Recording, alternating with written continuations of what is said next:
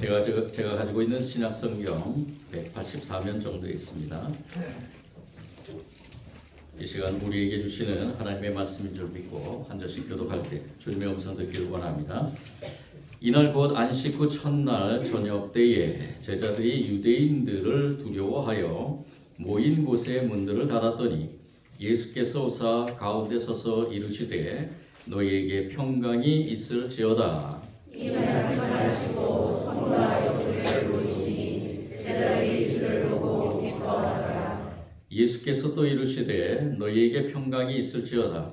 아버지께서 나를 보내신 것 같이 나도 너희를 보내노라. 이 말씀하시고 그들을 향하사 손을 내시며 이르시되 성령을 받아라. 너희가 누구의 죄든지 사하면 사하여 질 것이요 누구의 죄든지 그대로 두면 그대로 있으리라 하시니라. 열두 제자 중에 하나로서 디도모라 불리는 누가는 예수께서 오셨을 때에 함께 계시지 아니하니라. 다른 제자들이 그에게 이르되 우리가 주를 보았노라 하니 도마가 그 이르되 내가 그의 손에 못자국을 보며 내 손가락을 그 못자국에 넣으며 내 손을 그 옆구리에 넣어보지 않고는 믿지 아니하겠노라 하니라. 여덟을 지나서 제자들이 다시 집안에 있을 때에 도마도 함께 있고 문들이 닫혔는데 예수께서 오사 가운데 서서 이르시되 너희에게 평강이 있을지어다 하시고 도마에게 이르시되 내 손가락을 이리 내밀어 내 손을 보고 내 손을 내밀어 내 옆구리에 넣어보라.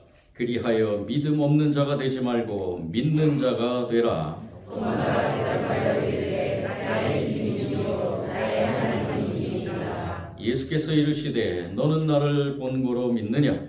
보지 못하고 믿는 자들은 복되도다 하시니라. 예수께서 제자들 앞에서 이제에게 부족하지 아니한 다른 부족도 많이 읽겠습니다. 오직 이것을 기록함은 너희로 예수께서 하나님 아들 그리스도이심을 믿게 하려 함이요 또 너희로 믿고 그의 이름을 힘입어 생명을 얻게 하려 함이니라.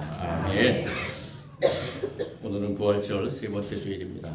우리가 부활 주일을 지내고 나서 약 50일 동안 부활의 절기를 지내게 됩니다. 우리가 부활의 절기를 지내면서 꼭 한 가지 해야 될 일이 있습니다. 과연 나는 예수님의 부활을 믿는가? 계속해서 끊임없이 나의 믿음에 대해서 물어보고 내 믿음을 점검하면서 더욱더 그 부활의 믿음, 이 부활의 믿음은요 왜 중요하냐면은 부활의 소망이 있기 때문입니다. 저와 여러분에게 부활의 소망이 있는지요? 부활의 소망이 있습니까? 부활의 소망이 저와 여러분에게는 이 세상에서 가장 큰 힘이 됩니다. 부활의 믿음, 이건 참 중요합니다. 우리가 사는 삶에서 무엇을 믿느냐, 또 누구를 믿느냐라는 것이 참 중요하죠. 왜냐하면은 그 믿는 대상에 따라서 또는 믿는 어떠한 존재에 따라서 저와 여러분의 삶이 다 다르기 때문입니다. 어떤 사람은 이단에 빠져서 요새 한참 유행이죠. 많은 뉴스에서도 나오지만 그 이단의 맹목적인 그 믿음만을 향해서 걸어가기 때문에 그것이 옳은 길인가 아니면 다른 나쁜 길인가를 판단하지 못하고 그 길로만 가는 것을 보게 됩니다. 이 믿음이라는 게 그만큼 중요하다는 것입니다. 그리고 믿음의 대상이 더 중요한 거죠. 누구를 믿느냐가 참 중요한 것입니다. 오늘 이 시대에 우리가 살아가는 시대에서 참 하나님을 믿기가 참 쉽지가 않습니다. 과학적인 합리적인 생각이나 그리고 자신의 주장 이러한 것들이 지배하는 시대이기 때문에 합리적인 논증이나 이해가 없으면 수긍하려 들지 않는 시대를 살아가고 있다는 것입니다. 하나님이라는 이 분이 과학적으로 어떻게 증명이 되는 것인가? 또는 내가 생각할 때 내 이성으로 볼 때 이 하나님이라는 분이 어떤 분이라는 것이 분명하게 정립이 되지 않으면 믿기가 쉽지 않다는 시대라는 것입니다. 더더군다나 부활은 더 그렇죠. 예수님께서 이 땅에 오셔서 저와 여러분을 위해서 십자가에 지시고 그리고 부활하셨다는 이 부활에 대한 것, 어떻게 사람이 부활할 것인가, 과학적으로 증명되지 않는 이 시대에 또한 이 부활에 대한 우리가 살면서 배워왔던 많은 지식이 내 삶의 합리화를 만들었기 때문에 그 합리적인 생각에 의해서, 이성에 의해서 이 부활이라는 것은 참 믿기가 쉽지 않다는 것입니다. 오늘 등장한 이 예수님의 제자들도 마찬가지였습니다. 예수님과 함께 3년 동안 공생애를 같이 했던 이 제자들, 예수님은 2번, 3번에 걸쳐서 예수님이 부활할 것이다라는 것을 분명하게 말씀하셨습니다. 말씀하셨음에도 불구하고 제자들은 예수님이 부활하셨다는 것을 믿지 못했습니다. 이 제자들의 그 믿음, 예수님을 메시아로 그리스도로 믿었지만 예수님이 부활하셨다는 것을 믿지 못한 이 제자들이었다는 것입니다. 오늘 말씀의 병행 말씀인 마가복음과 누가복음에 보면은 예수님께서 부활하셨다는 것을 맨 처음 본 사람들이 바로 여인들입니다. 이 여인들이 예수님의 무덤을 방문했을 때 예수님이 안 계시고, 그리고 천사들 통해서 예수님이 부활하셨다는 소식을 듣게 되고, 그리고 그 소식을 이 제자들에게 전해줍니다. 제자들에게 분명히 전해주었습니다. 예수님이 무덤에 없고 부활하셨다라는 것을 전해주었습니다. 그런데도 오늘 말씀에서 보면은 이 제자들은 예수님을 믿지 않는 그러한 모습을 갖고 서 있다는 것을 알게 됩니다. 이 제자들 왜 예수님을 믿지 못했을까? 부활의 예수님을 왜 믿지 못했을까? 그것은 아마 이 제자들이 많이 듣고, 그리고 이 막달라 마리아나 이 여인들에 의해서 예수님이 부활했다는 소식을 들었지만 이들에게 가장 큰 두려움의 상황 속에 처해 있어서 예수님의 그 부활을 믿지 못한 것이 아닌가라는 생각이 듭니다. 왜 그런가? 오늘 말씀에 보면은요, 한 가지 말이 나오는데 문들을 닫았더라라는 말이 나옵니다. 오늘 말씀 19절에 보면은 이 제자들은 유대인들을 두려워하여 모인 곳에 문을 닫았더니라고 이렇게 합니다. 이 제자들과 여인들이, 그리고 예수님을 믿었던 사람들이 같이 한 곳에 모여서 예수님의 어떻게 보면은 선물, 예수님께서 말씀하셨던 성령을 기다리고 있었는지는 모르겠습니다. 그들이 어쨌든 한 곳에 모여서 예수님에 대한 이야기를 나누면서 그렇게 삶을 살았겠죠. 그런데 중요한 것은 이들이 그 모인 곳에서 문을 다 닫았다라는 것입니다. 문을 활짝 열어놓은 것이 아니라, 누구든지 오라는 것이 아니라 문을 다 닫고, 정문이나 또 후문이나 또한 창문이나 모든 문들을 다 닫고, 그리고 그곳에서 이 제자들이 삶을 살았다는 것입니다. 그런데 그 이유가 무엇이었느냐? 오늘 말씀에 보면은 두려움이었다라는 것입니다.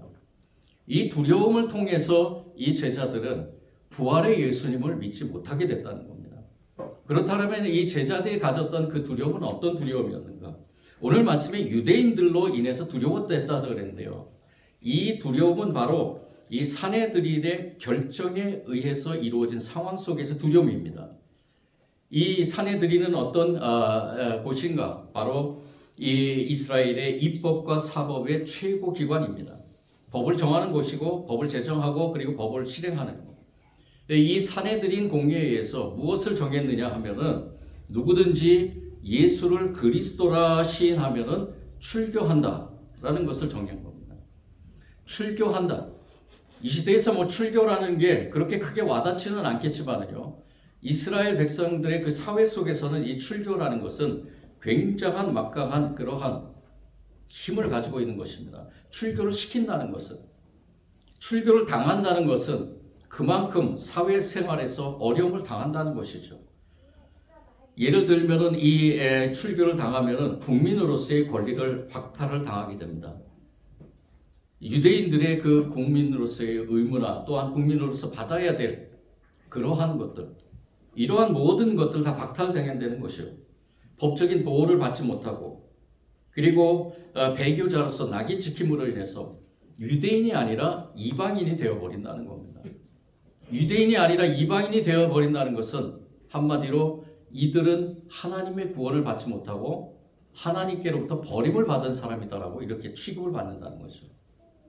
이 유대인들에게는 가장 큰 형벌인 이 출교에 대해서 사내들인 공의회에서 예수님을 구주라, 즉 메시아라고 기름 부음 받은, 하나님께 기름 부음 받은 메시아라고 믿고 그렇게 전하는 사람들은 출교를 하겠다라고 이렇게 명한 것입니다.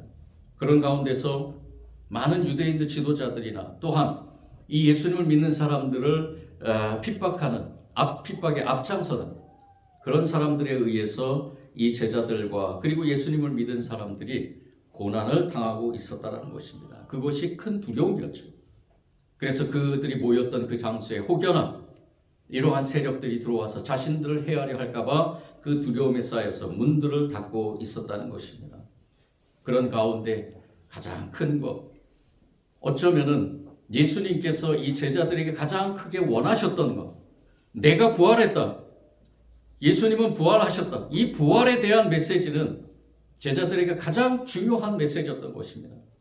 예수님이 부활하지 않고 그대로 죽어버렸다면은 그것은 온 인류에 대한 구원의 메시지가 전해지지 않을 뿐더러 하나님의 아들로서 이 땅에 오신 예수님의 마지막 사명의 그 길에 모든 것을 잃어버리는 사명이 아니라 어쩌면 저주의 길만을 갔다는 그러한 메시지가 전달되는 그러한 상황이 이루어진다는 것입니다. 그렇기 때문에 예수님의 부활은 가장 중요한 것이었습니다. 그리고 예수님을 따랐던 제자들에게는 이 예수님의 부활 신앙, 부활 믿음이 중요한 것이라는 것입니다. 오늘 우리가 살아가고 있는 이 시대에 예수님을 믿지 않는 사람들도 많이 있지만은 예수님을 믿는다고 하면서 예수님의 부활 신앙을 믿지 못한, 즉 부활을 믿지 못하는 그러한 사람들이 많이 있다는 것입니다. 오늘 우리가 살아가고 있는 이 사회에서도 이것이 우리에게 굉장한 큰 문제라고 볼 수 있습니다. 예수님을 믿으면서 예수님의 부활을 믿지 못한다면 이것은 저와 여러분에게도 마찬가지로 이 문제에 대한 것을 해결하지 못하면, 이 믿음에 대한 문제를 해결하지 못한다면 어쩌면 저와 여러분이 예수님을 믿는 믿음이 헛된 믿음이 될 수 있다는 것입니다. 우리가 생각해야 될 것입니다. 이 세상에는 참으로 이 과학적인 무신론이 가득한 세상인 것 같습니다.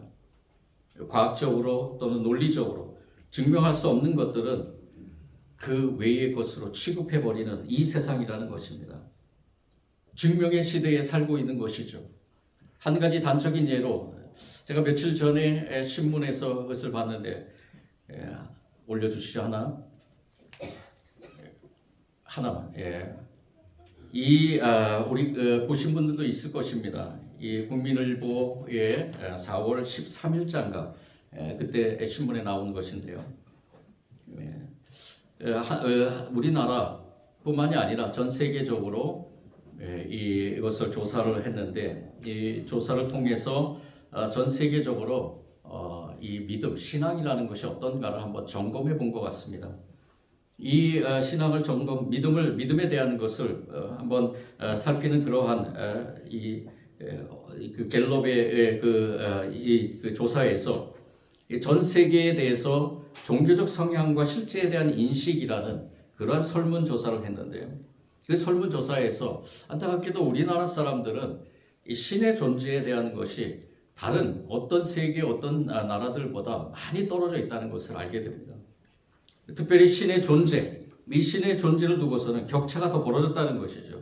전 세계적으로 평균 72%가 신이 존재한다라고 대답했는데 한국인은 41%만 그렇다고 대답했다고 합니다. 그리고 천국과 지옥에 대한 존재에 관련해서도 전 세계 국민은 각각 59%, 53% 표를 보시면 알겠지만은 이렇게 대답했는데 한국인은 각각 30%, 29%에 그쳤다 그랬죠.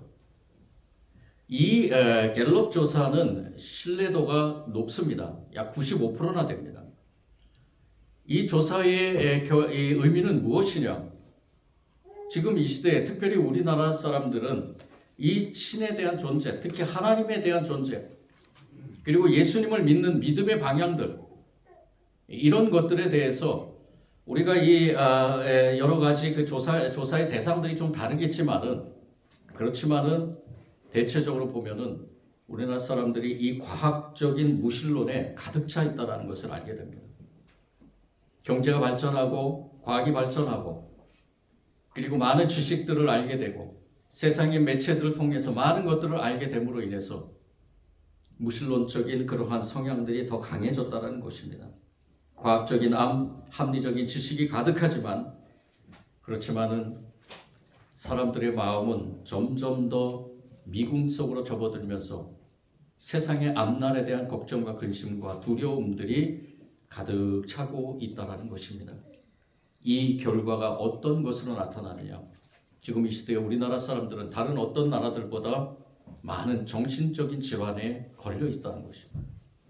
과학이 발달하고 과학적인 합리화로서 모든 것을 측정하지만 그 속에서 헤어나오질 못하고 오히려 두려움이 더 가득 차서 그 두려움이 무엇으로 나타나느냐? 정신적인 질환으로 나타난다는 것입니다. 그래서 요 사이에 많은 우울증과 공황장애 그리고 많은 정신적인 제가 이 학교에서 상담학을 공부하면서 많은 것을 느꼈습니다. 제가 알지 못하는 너무나 알지 못하는 그러한 정신병들이 얼마나 많은지요. 그것들이 왜 일어났는가? 우리 이 시대에 정신적인 그러한 질병들이 왜 생기는 것일까?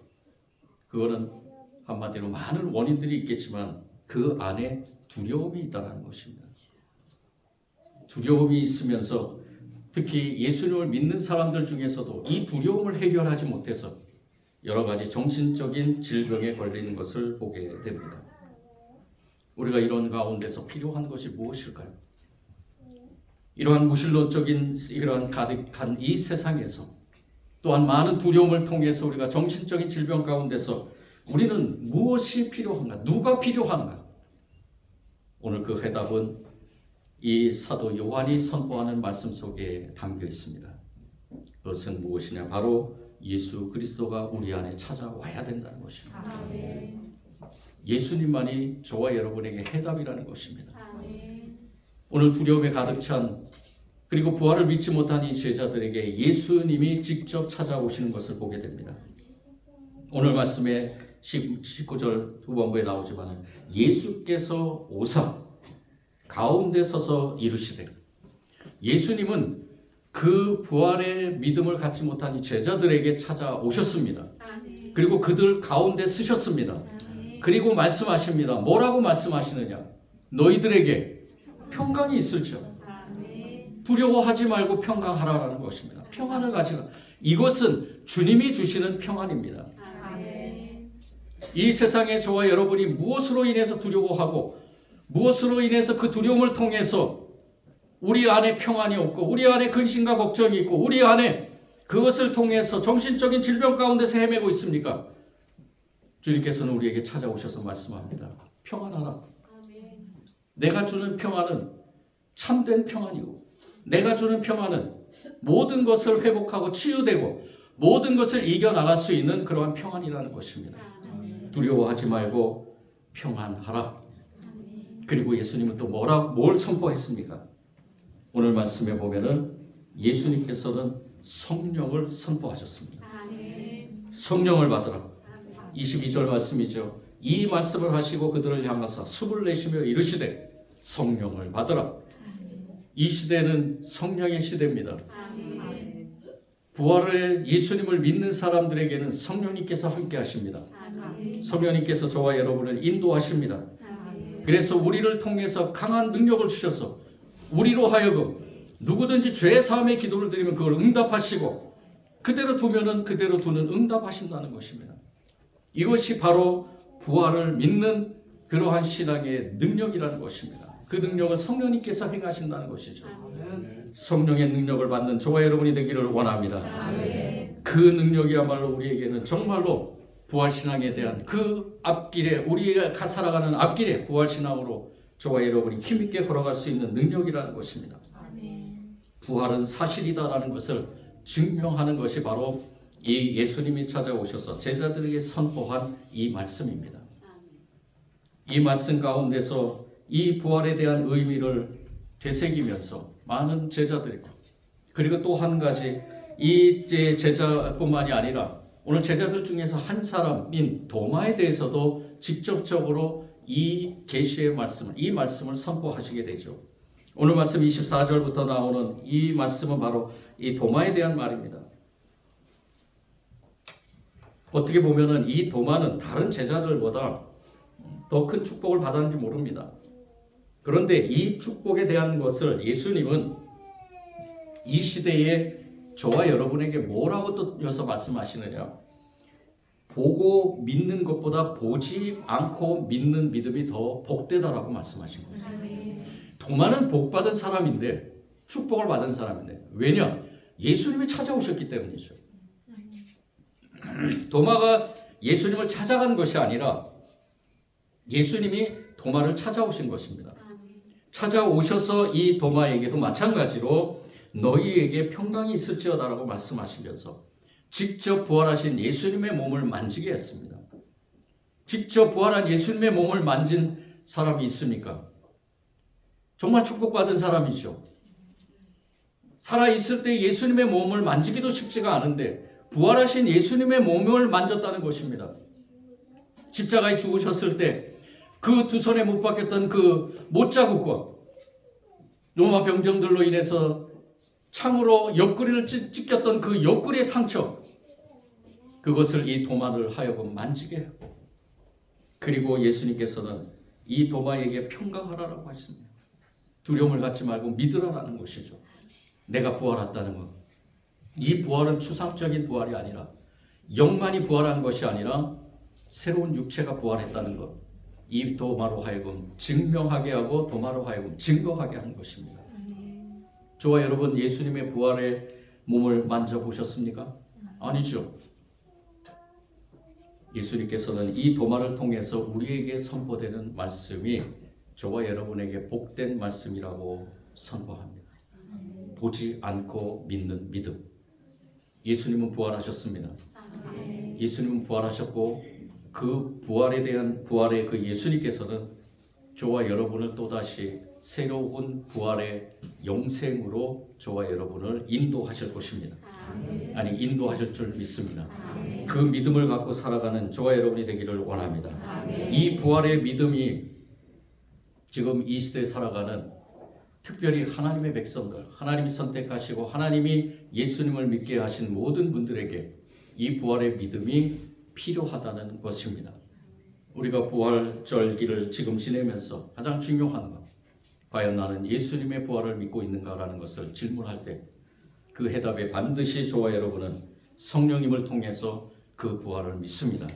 그렇게 선포하며 나아가기를 원합니다. 이 시간 혹시 예수님의 부활이 아직 믿어지지 않는 분들이 있으면 예수님이 그 심령에 찾아오길 원합니다. 찾아와서 평안하라고 선포할 때 믿음으로 받아들이시길 원합니다. 보지 않고 믿는 믿음, 그 믿음의 복된 길을 가는 저와 여러분이 되기를 원합니다. 그리고 부활의 믿음을 믿는 성도들 또한 저와 여러분인 줄 믿습니다. 그 부활의 믿는 성도들에게는 이제 우리 제자들이 앞으로 나아가서 부활의 믿음에 대한 것을 증거한 것처럼 저와 여러분도 마찬가지로 부활의 변증가가 되어야 될 것입니다. 부활의 변증이 부활을 변증하는 삶을 살아가는 저와 여러분이 되기를 원합니다. 이 변증이라는 것은요, 논리적인 변론 그리고 법정에서의 변론을 의미하는 것입니다. 여러분들 아시다시피 사도 바울도 부활의 예수님을 만났습니다. 부활의 예수님이 사도 바울을 찾아왔습니다. 다메섹이라는 곳에서 부활의 예수님이 이 사도 바울을 찾아오셨을 때 사도 바울은 부활의 예수님을 믿게 되죠. 그리고 믿음으로써 이 사도 바울은 부활의 예수님을 증거하는 변증가가 됩니다. 누구든지 어떤 상황이 있든지 어느 곳에 가든지 부활의 예수님을 증거했다는 것입니다. 그리고 이 사도 바울은 자신의 목숨이 위태로운 상황 속에서도 많은 사람들 앞에서 법정 앞에서 예수님의 부활을 변증했습니다. 사도행전 25장 26장의 그 말씀을 통해서 보면 이 사도 바울은 많은 사람들 앞에서 특별히 그 법을 집행하는 사람들 앞에서 아그리빠나 베스도나 벨릭스나 이러한 총독이나 그 당시에 이 다스렸던 그 분봉왕들 앞에서 사도 바울은 떳떳하게 부활의 예수님을 증거하는 것을 보게 됩니다. 이 사도 바울이 왜 이렇게 강력하게 부활의 예수님을 증거할 수 있었느냐, 변증할 수 있었느냐? 그는 바로 부활의 예수님을 만났기 때문입니다. 부활의 예수님을 만났기 때문입니다. 물론 부활의 예수님을 보고 믿은 사도 바울이었지만 저와 여러분은 부활의 예수님을 보지 않고 믿는 사람들로 더 큰 축복을 누리고 있는 사람인 줄 믿습니다. 이제 그래서 저와 여러분이 부활의 변증가로 또 부활을 경험하는 그러한 삶을 살아가길 원한다는 것입니다. 부활의 경험은 바로 부활의 주님을 만나는 것이고, 그리고 부활의 사도 바울의 사명은 부활의 주님을 증거하는 변증가의 삶을 살아가는 것입니다. 이 시대에도 또 많습니다. 흘러온 그 기독교 역사적으로도 보면 많습니다. 한 사람을 또 소개하겠는데요. 세계 최고의 하나 더 올려주시면 최고의 무신론자 철학가로 불렸던 앤서니 플루입니다. 돌아가신 지 몇 년 안 됐는데 이 앤서니 플루라는 사람은 영국의 철학가입니다. 이 철학자로서 감리교 목사의 아들로 태어났는데 27살이던 굉장히 아주 총명했습니다. 27살이었던 1950년에 옥스퍼드의 한 학회에서 신학의 곡해라는 논문을 발표하게 됩니다. 신학과 곡해라는 논문을 발표하게 되는데요.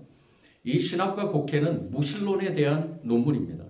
신은 없다라는 논문이죠. 그래서 많은 무신론자들이 이 신학과 곡해라는 이것을 무신론의 교과서로 여기면서, 그리고 이 앤서니 플루를 추앙합니다.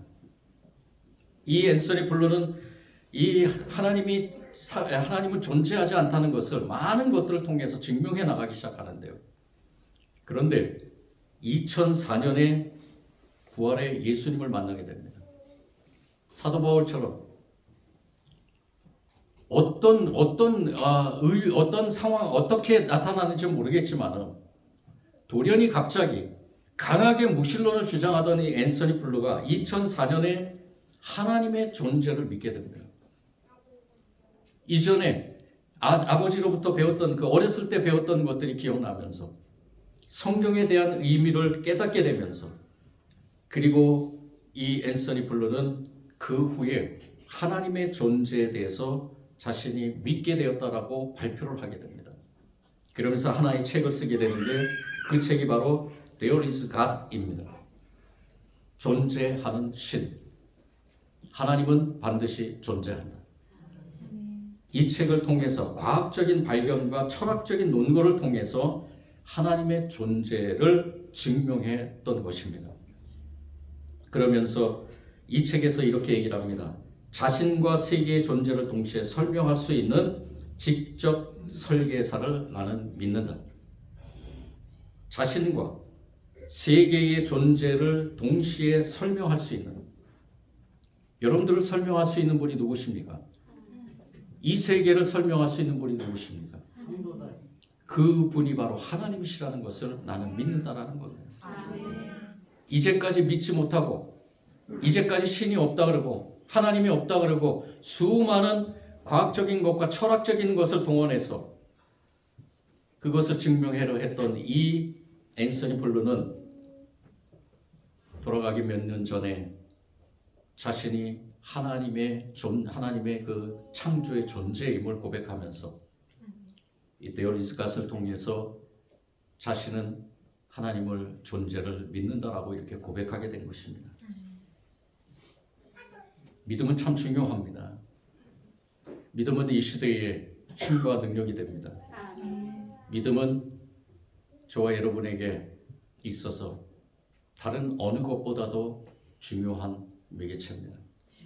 여러분들 하나님 믿으시죠? 아멘. 예수 그리스도는 나의 구세주이심을 믿으십니까? 아멘. 예수님이 부활하심을 믿으십니까? 아멘. 선포하시기 바랍니다. 아멘. 내가 선포할 때 성령님이 내 안에 거하실 것입니다. 아멘. 혹여나 내가 배운 지식이나 과학적인 것이나 합리적인 것이 예수님의 부활을 밀어낸다 할지라도 입술로 계속 선포하시기 바랍니다.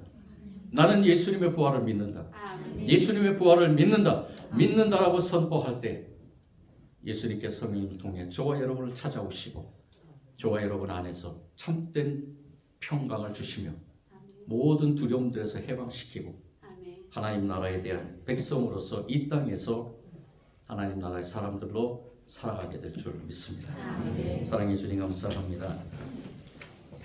부활의 주님 믿습니다. 주님은 부활하셨습니다. 그 부활이 우리에겐 참 소망입니다. 그 부활을 믿고 사는 주의 백성들이 혹여나 다른 어떤 것에도 그 부활 신앙을 잃지 않도록 성령님 우리를 주관하여 주옵소서. 우리를 다스려 주시고 우리의 모든 삶 가운데 역사하여 주셔서 어떠한 경우에도 이 부활 신앙을 다른 것과 바꾸지 않도록 성령님 우리의 모든 삶 속에 힘과 능력으로 역사하여 주옵소서. 이 시간에 믿음의 사람들 주님 앞에 겸손하게 무릎 꿇어 싸우니 성령님 찾아오셔서 우리의 마음을 평안으로 인도하여 주시고 그 평안 가운데서 참 평안으로 모든 두려움들을 이겨나감으로 참된 승리자로 하나님의 나라의 백성으로 살아가게 하여 주옵소서. 예수님 이름으로 기도드립니다. 아멘.